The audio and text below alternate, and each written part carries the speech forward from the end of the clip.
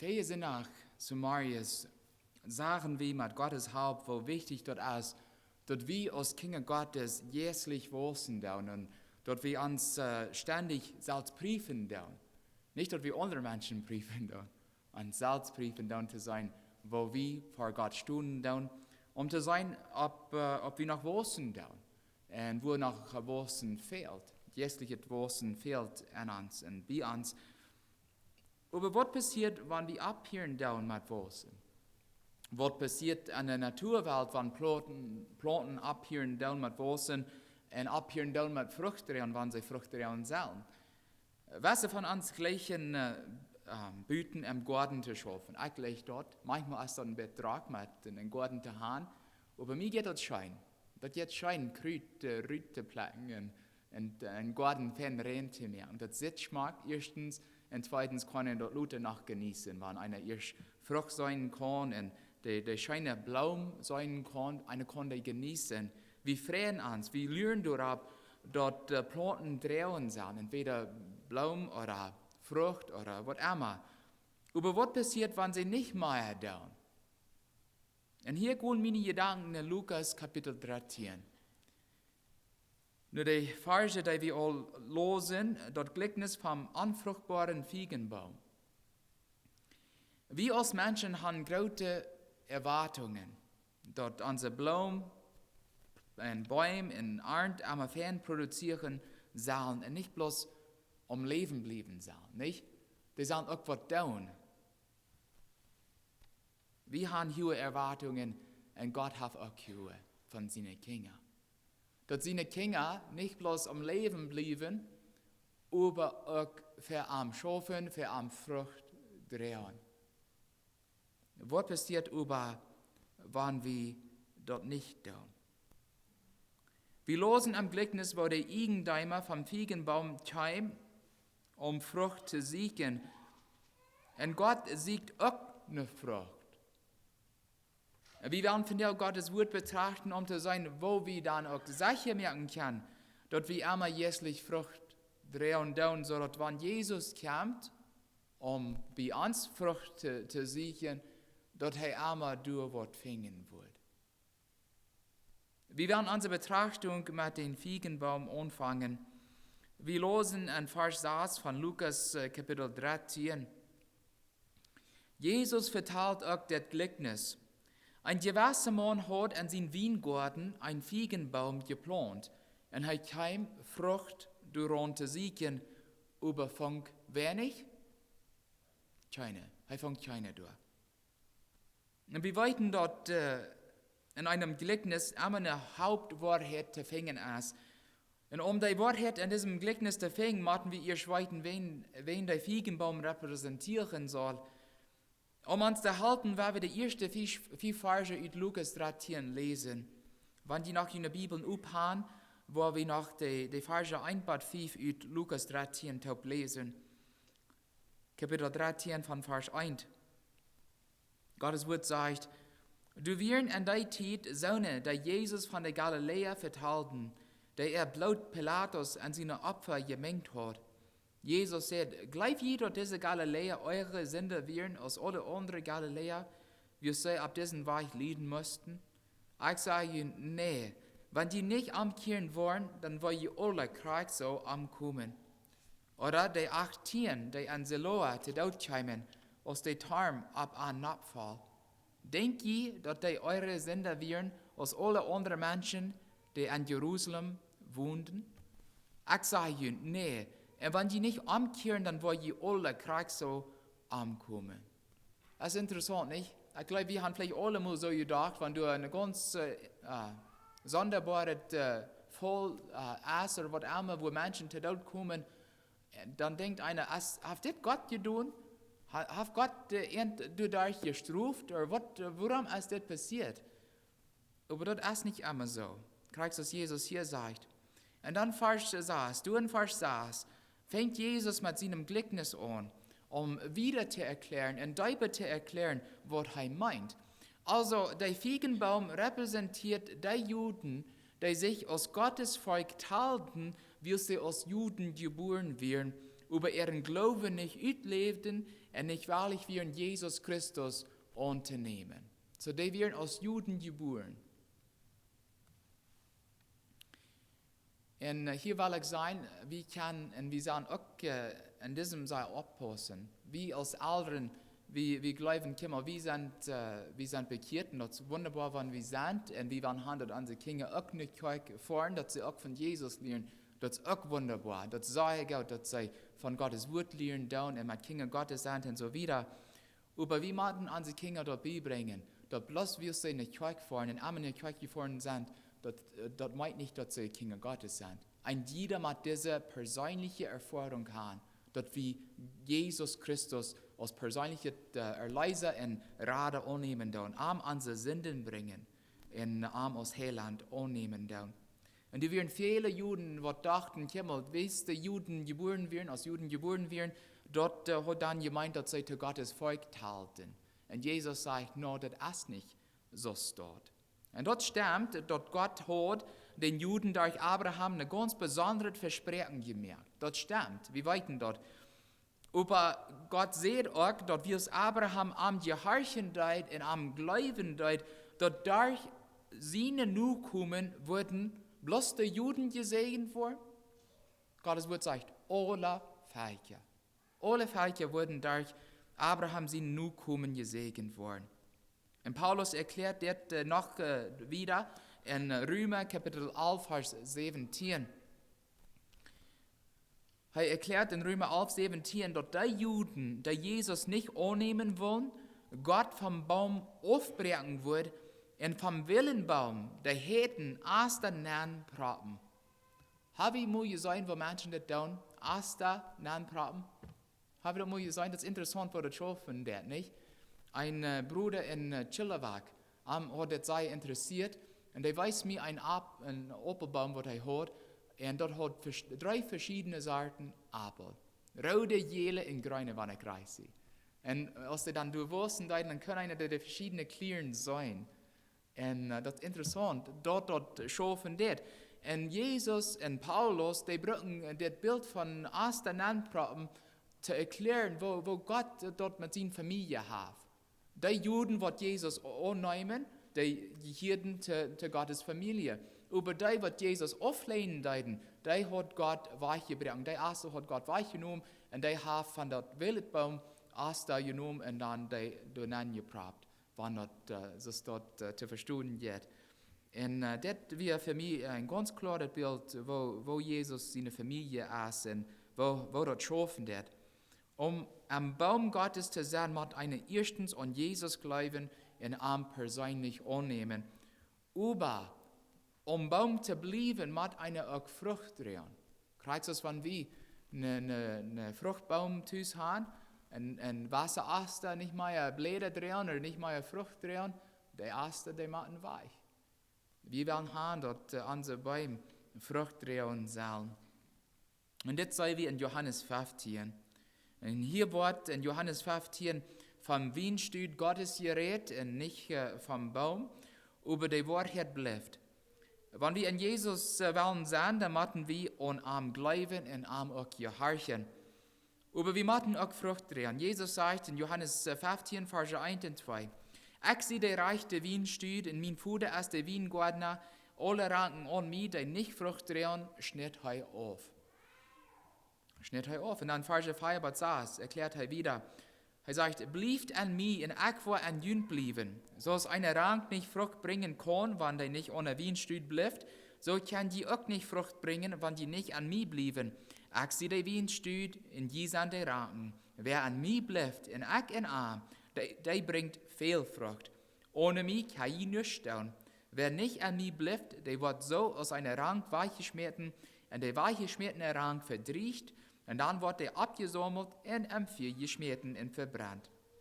Also, liebe Geschwister, hier sehen wir, dass es nicht genug ist, bloß ein Kind Gottes zu sein, wir müssen auch nutzbare Geräte oder Gerätschaften in Gottes Hängen sein, wir müssen Erste sein, was Frucht drehen dann. Gott will dadurch anschaffen, und wenn er dadurch anschaffen wird, dann wird er immer Frucht durch uns drehen. Jegliche Frucht kommt nicht von uns selbst. Das kommt von Gott. Und dann als die Frau über, wann wir uns zu Kinder Gottes teilen dann, und wie nicht Frucht drehen, dann hast du Wort zwischen uns und Gott gekommen, wo durch Gott nicht mehr schaffen kann. Du hast was loset. Und wir müssen sein, was du artig ist, oder Gott wieder durch uns schaffen kann und durch uns Frucht drehen kann. Vers 8 sagt, mein Vater wird du durch geirrt, wenn je viel Frucht an meine Jünger waren. Der Feigenbaum in Lukas 13 hat 3 Jahre um Frucht zu drehen, überbracht keine Frucht. Und der irgendwann wir sorgt mit Warten, er sagte der Weingärtner, hef den auf, woran den noch länger luten Kraft aus der Erde nehmen. Während sie 3 Jahren irdischen Dienst hatten die meisten Juden Jesus nicht angenommen, die Staatenamte sieht, und nu wir Jesus mehr sort davon. Für 3 Jahre hat Jesus eine Frucht gesagt. Und er fängt keinen, oder fängt sehr wenig, manch der Juden.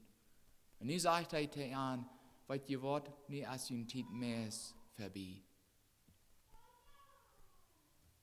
Jesus will den Juden wiesen, dass sie Gottes Versprechen nicht mögen. Wir sie nicht annehmen, und deswegen wird er an ihre Sünden luten und dann in den Herden gehen. Und das kriegt, was er tut. Und dann Luther sei wir dort auch von Paulus. Paulus hat auch erstens unter den Juden geschafft und dann auf einmal dann wie er Sorte macht und er sagt, ich bin nu fertig mit ihnen. Ich gehe nu auch nicht die Herden. Und dann doch hat Jesus wartet am Gerät oder Gott am Gerät und sagt, okay, nach dem Bett warten mit den Juden und aber doch bring die Herden Gottes Wort. Und das wir kriegen, was Johannes der Täufer der Juden all im Verrüt auch gepredigt hat, nach Eier, als Jesus in Dienst anfangen deit. Und das lesen wir in Matthäus Kapitel 3, Verse 8 bis 10. Matthäus 3, Verse 8 bis 10. Hier war da, was dort Bild gebracht vom Baum Gottes. Bewies mit ihrem Leben, Matthäus 3, Vers 8, bewies mit ihrem Leben, dass die jünd abgemerkt haben, und denkt nicht, dass die bei jünd selbst sein kann, Abraham als uns Vater. Ich sage jünd, Gott kann Abraham aus dieser Steine Kinder schaffen. Der Achslich, der Baum und der Wartel reut, und jeder Baum, der nicht gute Frucht reicht, wird aufgehakt und am Vier geschmeten. Und Luther Eva sagt noch, Vers 8, seht zu, bringt rechtschaffene Frucht der Buße. Und das wir, die sagt Frucht, die Gott an seinem Volk nur gesagt hat, aber nicht finden deit. Rechtschaffene Frucht der Buße. Und doch weit wie, dass es noch andere Sorten von jährlicher Frucht gibt, die Gott an seine Kinder von der finden will. Was von Frucht sieht Jesus an uns? Leib. Ja, Leib als ein von den Worten. Früchte des Geistes, ja, danke schön. Und Paulus sagt in Galater 4,22, den Jäs seiner Frucht als Leib. Und dann, ja, Fried und Fried, ja, danke schön. Und was noch? Barmherzigkeit, gut noch. Freundlichkeit, Geduld, gut gesonnen sein, Glauben, Gelindigkeit und auch noch Selbstbeherrschung. Als so eine Frucht an uns zu sein. Und dann vielleicht sei wie, finde ich kann glauben, ich kenne Gottes, und ich kann Geduld, aber hast du Leid für die Nuba? Bist du gelind? Hast du Frieden mit Gott und Frieden mit Menschen?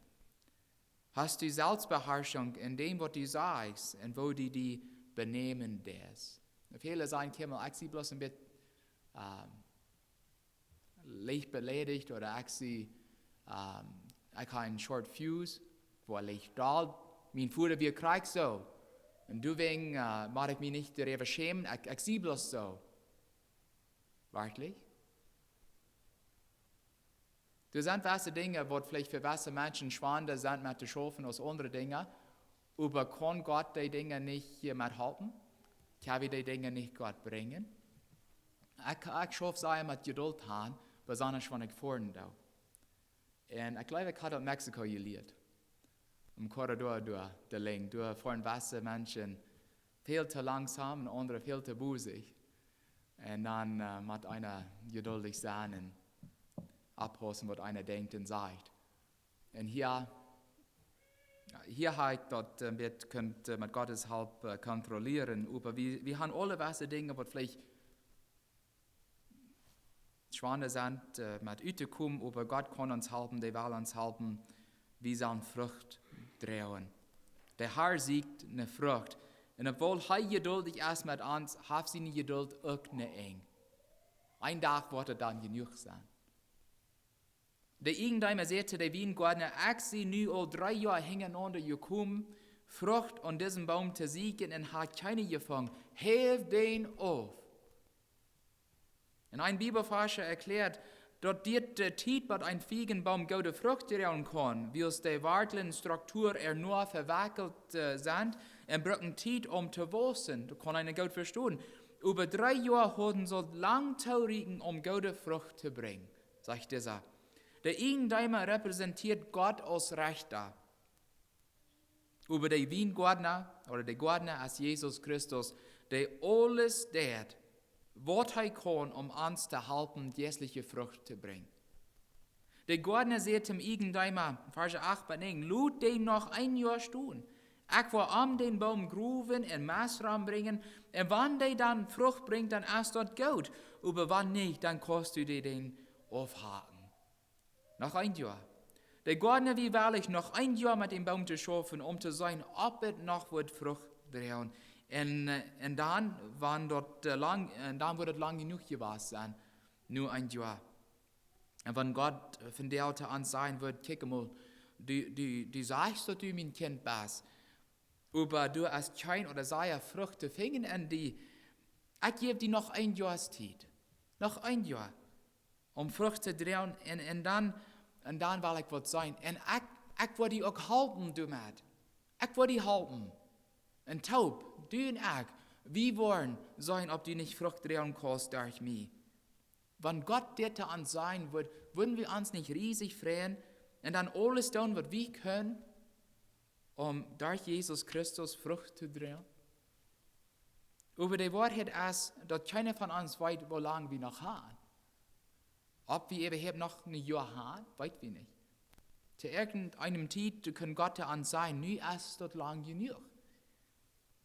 Jesus will an uns Frucht finden und er will uns sogar helfen, mehr Frucht zu drehen. Wo tut er das? Weil der Gärtner sagt, ich will an den Baum gruben und Maßraum bringen. Ein Schreiber sagt, wo der Eardrum-Baum sei fest und hart worden kann über Zeit. Und wenn das dann so fest ist, dann kriegen die Wurzeln nicht genug Nährstoffe und Luft. Die Wurzeln können auch nicht fernwachsen, wenn der Erde zu hart ist. Die können sich nicht ausreichen. Und wenn wir nicht abhosen tun, als Menschen, dann kann unsere Horten Krieg so gut hart werden. Wo kann unsere Horten hart werden?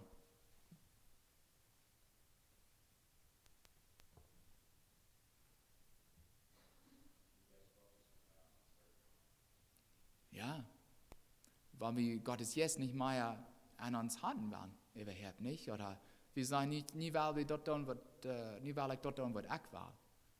Wenn Gott nicht mehr einlädt, als an uns zu wohnen, wo noch?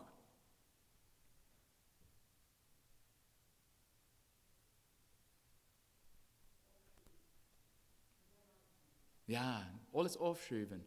Vielleicht redet Gott von der zu uns und wir sagen, morgen war ich dort down. Und wir morgen niemals kommt, was uns hört. Wo noch? Passiert das auch nicht, wenn Menschen uns verlassen? Dann? Haben wir nicht durch auch kalt und hart worden? Dass wir nicht mal ans Wort der anderen Menschen aufmerken wollen? Oder wenn wir an was Sitten und Traditionen feststand und glauben vielleicht, dort wann wird ein bisschen anders getan wird, als was wir dort gewohnt sind, dann ist das vielleicht arreich oder unbiblisch. Wir können auch in so eine Sachen hart werden, kalt werden, bis es die Juden waren. So macht das getan. Und wenn uns hart so hart ist, du kann Jesus wenig tun. Er kann in so ihr das dort nicht ans halten. Jesus will das heute ihr Dram an so Horten bearbeiten, liebe Geschwister, so dass wir wissen können. Und dann, wenn das viel Locke ist, dann will er uns Fertilizer geben, wird eine sein kann. Ein Fertilizer, das sei wenig, wenn ihr hart ist. Aber wenn unsere Horten weak sind, dann kann sie Gottes Halb annehmen. Und diese Fertilizer können verschiedene Dinge sein. Das können zum Beispiel Gottes Wort sein, der uns wiesen will, wo wir beten tun können, wo wir wissen können. Oder vielleicht uns Mut und Kraft geben will. Gottes Wort gibt uns Mut und Kraft. So ein Fertilizer können auch andere Kinder Gottes sein, die uns ermutigen wollen, für Gott zu leben und für Gott zu schaffen. Das gibt verschiedene Sorten Fertilizer, was wir fehlen dann. Was uns fehlt, jährlich zu wachsen und Frucht zu drehen. Gott kann bloß die helfen, die bereit sind, seine Halb anzunehmen. Wenn unsere Horten kalt und hart sind, dort kann nicht Fertilizer annehmen. Und nun dort soll auch gesagt worden, dass das weiße Fruchtbaum gibt, die große Blätter haben, und vielleicht große grüne Schmackeblätter, und auch viele Äste haben über wenig oder bloß kleine Frucht drehen. Und dort ist auch nicht gesund. Und meine Gedanken gehen in Matthäus Kapitel 21. Matthäus 21, Verse 18 und 19. Matthäus 21, Verse 18 und 19. Als Jesus tierigs Samarias Träne der Stadt kam, hungert am, und als er ein Feigenbaum Weichstuhlen sagt, und ging er han, aber fängt es nicht, als Blätter daran. Und dann seht er zu dem Baum, mach und die niemals mehr Frucht wassen. Und der Baum verdriecht fort ab der Stadt. So eine Baum, wo bloß viel Blätter in erster Hand, aber nicht Frucht drehen und dann Matten beschnitten worden. Und das sei wie in Johannes 15 war, wo Jesus folgendes sagt in Vers 2. Alle Ranken an mich, die nicht Frucht drehen, schnitt er auf, aber alle Ranken, die durch Frucht drehen, reinigt er, dass die noch mehr Frucht drehen können oder bringen können. Liebe Geschwister, dort gibt es sehr viele Menschen von der und Tag, die sich Christen nennen, die krank so sind aus diesen Bäumen oder Ranken. Sie merken sich selbst zu Wort Grote, die haben große Blätter, aber drehen wenig Frucht. Und Gott will so eine Menschen beschneiden, er will die reinigen, sodass er die brücken kann. Sodass wenn Menschen eine ankicken tun, dass sie nicht bloß Blätter oder Aster sein, aber auch jährliche Frucht sein, die Gott durch an produziert hat. Und die machen so eine Anstellung kann, was Johannes der Däuper hat, wovon wir in Johannes 3 lesen, dann, er sagt, Jesus muss teilnehmen und ich muss aufnehmen. Dort wollen Menschen uns kicken, dass sie nicht bloß unsere Blätter sein, aber dass sie Gottes Frucht an uns sein. Jesus muss teilnehmen, ich muss aufnehmen, sagt Johannes. Wir müssen Gott luten, die Dinge weichschneiden, die zwischen uns und Gott gekommen sind oder kommen wollen. Und dort ganz gerade, was weichgeschnitten muss, ist uns wollen. Uns große Eck, der immer gegen Gottes Willen striden will, bloß dann wird Gott viel Frucht durch uns produzieren kann. Und wenn diese Dinge weichgeschnitten sind, dann fällt Gott uns mit seinem Geist, wenn wir am Glauben nur freuen tun. Und wenn wir viel geistliche Frucht drehen werden, dann müssen wir mit seinem Geist gefällt sein. Das ist selbstverständlich. Jesus sagt in Johannes 15, Verse 7 und 8.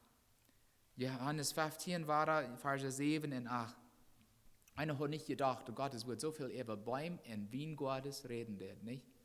Aber das sagt redet er noch viel von Bäumen, Weingutes und so wieder. Johannes 15, 7 und 8 sagt er noch, wenn die an mich blieben dann, an meine wird an jünd blieben, dann fragt mir, was die wollen, und jünd wird dort je vorn, mein Fuder wird du durch geirrt, wenn die viel Frucht bringen, und meine Jünger wollen. So dort hat immer mit Gott zu verherrlichen zu tun, wenn wir viel Frucht drehen, dadurch wird Gott geirrt.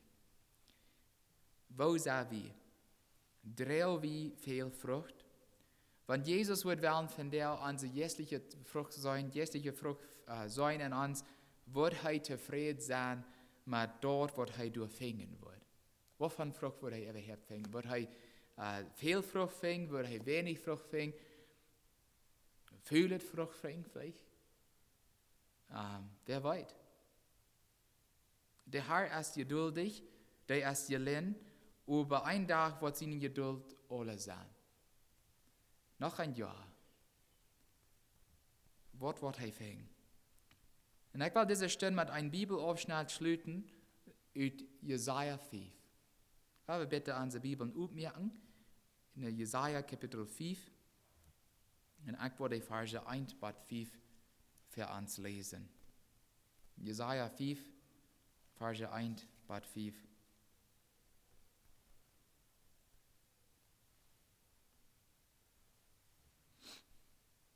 Ich werde das plötzlich lesen.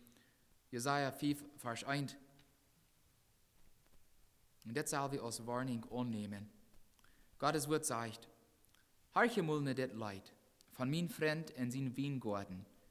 Mein Freund hat ein Weingarten ab einer sehr fruchtbaren Eiver. Er lockert den und lässt die Steine rauf. Er plant durch von der Baste aufleier. Er büht durch eine Mad ein Werkturm und hakt durch eine Weinpraß ut. Dann lürt er, dass es keine Weindrüben geben wird, aber dass ich Wille in süre Frucht. Nu sag ich mal, je Lied von Jerusalem, und die, wat die in Juda wohnen, sag ich mal, ein strenges Wort über mich und mein Garten. Was hat ich das noch für meinen Garten tun können, als dort, was ich all deid?